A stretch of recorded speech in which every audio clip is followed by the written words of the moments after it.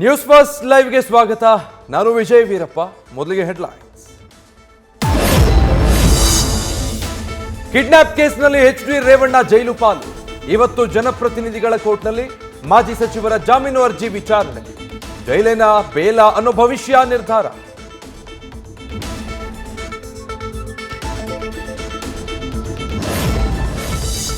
ಭವಾನಿ ರೇವಣ್ಣಗೂ ಶುರುವಾಗುತ್ತಾ ಕಾನೂನು ಸಂಕಷ್ಟ.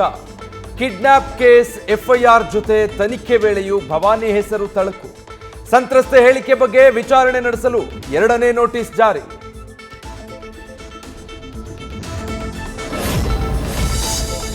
Pen drive viral ಕೇಸ್ನಲ್ಲಿ ಮತ್ತೆ ನೋಟಿಸ್.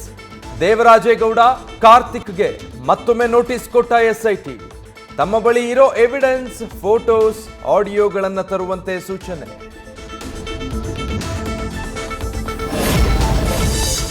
ಪೆನ್ ಡ್ರೈವ್ ರಿಲೀಸ್ ಹಿಂದೆ ಇದ್ದಾರ 4 ಮಿನಿಸ್ಟರ್ಸ್. ಸೂತ್ರಧಾರಿಗಳ ಬಗ್ಗೆ ದೇವರಾಜೇಗೌಡ ಪ್ರಸ್ತಾಪ. ಯಾರು ಆ 4 ಸಚಿವರು ಅನ್ನೋದೇ ಕುತೂಹಲ.